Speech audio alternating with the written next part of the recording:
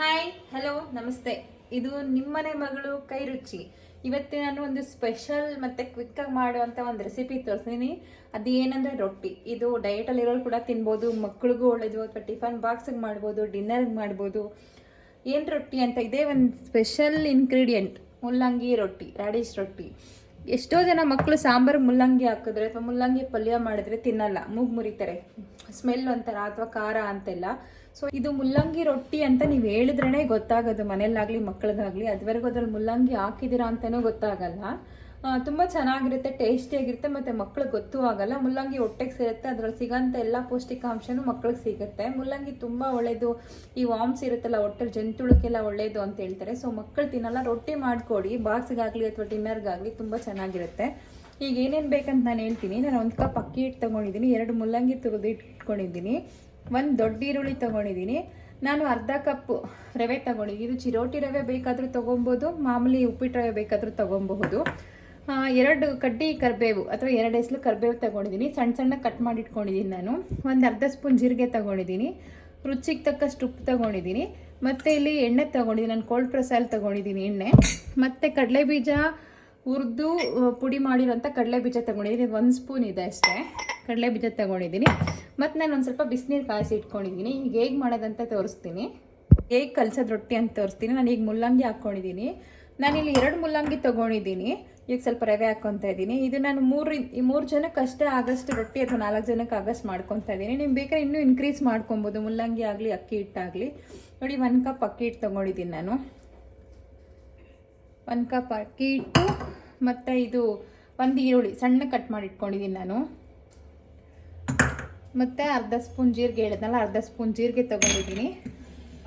ಮತ್ತು ಇಲ್ಲಿ ನೋಡಿ ಉಪ್ಪು ನಿಮ್ಗೆ ಎಷ್ಟು ಬೇಕು ಅಷ್ಟು. ನಾನು ಇಲ್ಲಿ ಮೆಣಸಿನ್ಕಾಯಿ, ಹಸಿಮೆಣಸಿನ್ಕಾಯಿ ಆಗಲಿ ಒಣಮೆಣಸಿನ್ಕಾಯಿ ಆಗಲಿ ಖಾರದ ಪುಡಿ ಆಗಲಿ ಯೂಸ್ ಮಾಡ್ತಾ ಇಲ್ಲ, ಯಾಕೆ ನಾನು ಇದನ್ನು ಚಟ್ನಿ ಜೊತೆ ತಿನ್ನೋದ್ರಿಂದ ಅದು ಖಾರ ಇದು ಖಾರ ಆಗಿ ಮಕ್ಕಳು ತಿನ್ನಲ್ಲ ಅಂತ ನಾನು ಇದಕ್ಕೇನು ಖಾರ ಸೇರಿಸಲಿಲ್ಲ. ನೋಡಿ ಮುಲ್ಲಂಗಿಲಿ ಸ್ವಲ್ಪ ಖಾರ ಇರುತ್ತೆ, ಸೊ ನಾನು ಖಾರದ ಪುಡಿ ಕೂಡ ಹಾಕಲಿಲ್ಲ. ಈ ಕರಿಬೇವು ಹಾಕ್ಕೊತಾ ಇದ್ದೀನಿ. ನಾನು ಇದಕ್ಕೆ 2 ಸ್ಪೂನ್ ಎಣ್ಣೆ ಹಾಕ್ಕೊತೀನಿ, ಇದಕ್ಕೆ ರೊಟ್ಟಿ ಕಲ್ಸೋಕ್ಕೆ 2 ಸ್ಪೂನ್ ಅಷ್ಟೇ ಹಾಕ್ಕೊಂಡಿದ್ದೀನಿ. ಮತ್ತು ನಾನು ಬಿಸಿನೀರು ಕಾಯಿಸಿಟ್ಕೊಂಡಿದ್ನಲ್ಲ, ಈ ಬಿಸಿನೀರು ಹಾಕ್ತಾ ಇದ್ದೀನಿ ಕಲ್ಸೋಕ್ಕೆ. ಬಿಸಿನೀರು ಹಾಕಿ ಕಲಿಸಿದ್ರೆ ಸ್ವಲ್ಪ ಚೆನ್ನಾಗಿ ಬರುತ್ತೆ ರೊಟ್ಟಿ. ನೋಡಿ ತುಂಬ ಮೆತ್ತಗೆ ಕಲಿಸ್ಬಾರ್ದು, ದೋಸೆ ಇಡ್ತಾರ ರೊಟ್ಟಿ ಕಲ್ಸೋದು. ನೀವು ಎಲ್ಲ ರೊಟ್ಟಿಗೂ ಹೇಗೆ ಕಲಿಸಿರೋ ಅದೇ ಥರನೇ ಕಲಿಸ್ಬೇಕು. ಇದು ಮತ್ತು ಮುಲ್ಲಂಗಿ ಸ್ವಲ್ಪ ನೀರು ಬಿಟ್ಕೊಳ್ಳುತ್ತೆ, ನೋಡ್ಕೊಂಡು ನೀರು ಹಾಕ್ಕೊಳ್ಳಿ. ನಾನು ಕೈಯಲ್ಲೇ ಕಲಸಿರಿ, ಸ್ವಲ್ಪ ಸ್ಪೂನಲ್ಲಿ ಬಿಸಿ ಇತ್ತು ಅಂತ ಸ್ಪೂನಲ್ಲಿ ಕಲಿಸ್ಬಿಟ್ಟು ಇದಕ್ಕೆ ಕಡಲೆ ಬೀಜ 1 ಸ್ಪೂನ್ ಹುರಿದು ಪುಡಿ ಮಾಡ್ಕೊಂಡಿದ್ನಲ್ಲ ಅದು ತೋರಿಸಿ. ನೋಡಿ ಈ ಥರ ಇರಬೇಕು, ನೋಡಿ ಇಷ್ಟು ಮಾತ್ರ ಇರಬೇಕು, ತುಂಬ ಮೆತ್ತಗೂ ಇರಬಾರ್ದು, ಗಟ್ಟಿಗೂ ಇರಬಾರ್ದು ರೊಟ್ಟಿ ಹಿಟ್ಟು. ನೋಡಿ ಫೈನಲಿ ನೋಡಿ ಸ್ವಲ್ಪ ಹೊತ್ತು ನೆನೆಯಕ್ಕೆ ಇಟ್ಟಿದ್ದೆ ನಾನು, ಒಂದು 5 ರಿಂದ 10 ನಿಮಿಷ, ಯಾಕಂದ್ರೆ ರವೆ ಹಾಕಿರೋದ್ರಿಂದ ಆಯಿತು. ಈಗ ನಾನು ರೊಟ್ಟಿ ಮಾಡಿ ತೋರಿಸ್ತೀನಿ ಹೇಗಂತ. ನಾನು ರೊಟ್ಟಿ ಮಾಡೋಕೆ ಇಲ್ಲಿ ಒಂದು ಬಟರ್ ಪೇಪರು ತೊಗೊಂಡಿದ್ದೀನಿ, ಬಾಳೆ ಎಲೆನೂ ತೊಗೊಂಡಿದ್ದೀನಿ, 2ರಲ್ಲೂ ಮಾಡಿ ತೋರಿಸ್ತೀನಿ.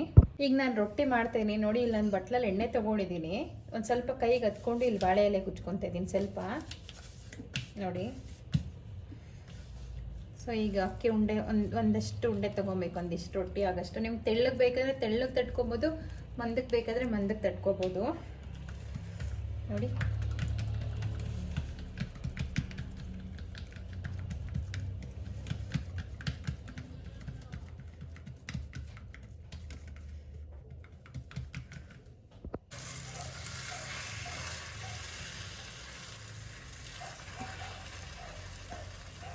ಇಷ್ಟೇ ರೊಟ್ಟಿ ತಿರ್ಗಿಸ್ಕೊಡ್ತಾ ಇದ್ದೀನಿ, ಬೇಯ್ತಾ ಇದೆ. ಮತ್ತು ಬಟರ್ ಪೇಪರ್ ಮಾಡೋದು ತೋರಿಸ್ತೀನಿ. ನೋಡಿ ಇದು ಅಷ್ಟೇ, ಇಷ್ಟೇ ಎಣ್ಣೆ ಎತ್ಕೊಂಡು ಬಟರ್ ಪೇಪರ್ ಉಚ್ಕೊತಾ ಇದ್ದೀನಿ. ಸೇಮ್ ಆ್ಯಸ್ ಇಟ್ ಈಸ್, ಇಷ್ಟು ಸ್ವಲ್ಪ ಇಷ್ಟು ಎತ್ಕೊಂಡು ನೋಡಿ ಇಷ್ಟೇ.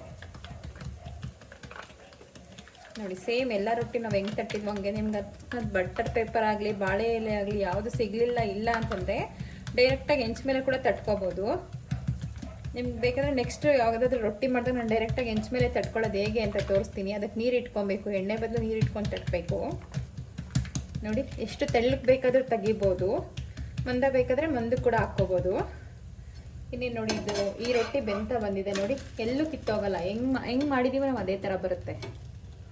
ನೋಡಿ ಇದೇನೇನು ಆಗ್ತಾ ಬಂತು. ಪೇಪರ್ ಮೇಲೆ ತಟ್ಟಿದ್ನೆಲ್ಲ ಅದು ಹಾಕ್ತಾ ಇದ್ದೀನಿ, ಹೇಗಂತ ತೋರಿಸ್ತೀನಿ.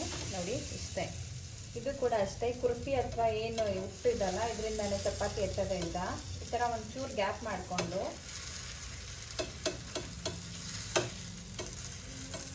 ನೋಡಿ ಇಷ್ಟೇ ಈಸಿಯಾಗಿ ಬಂದುಬಿಡುತ್ತೆ ನೋಡಿ, ಈಸಿಯಾಗಿ ಬಂತು.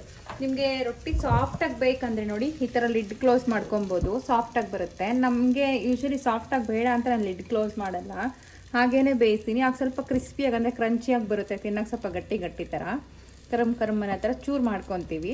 ನೀವು ಲಿಡ್ ಕ್ಲೋಸ್ ಮಾಡಿಕೊಂಡ್ರೆ ಸಾಫ್ಟಾಗಿ ಬರುತ್ತೆ. ನಾನು ನೋಡಿ ಈಗ ಹೆಂಚಿಗೆ ಎಣ್ಣೆ ಹಾಕಲಿಲ್ಲ, ಫಸ್ಟು ರೊಟ್ಟಿಗೆ ಮಾತ್ರನೇ ಎಣ್ಣೆ ಹಾಕ್ತೆ.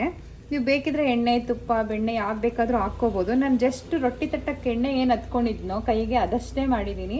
ನೆಕ್ಸ್ಟ್ ಈಗ ಯಾವುದಕ್ಕೂ ಎಣ್ಣೆ ಹಾಕಿಲ್ಲ, ರೊಟ್ಟಿ ಹಾಕಿದ್ಮೇಲೇನೂ ಹಾಕಲಿಲ್ಲ, ಮುಂಚೆನೂ ಹಾಕಲಿಲ್ಲ. ನೋಡಿ ಈಗ ಇದು ಬೇಯ್ತಾ ಇದೆ.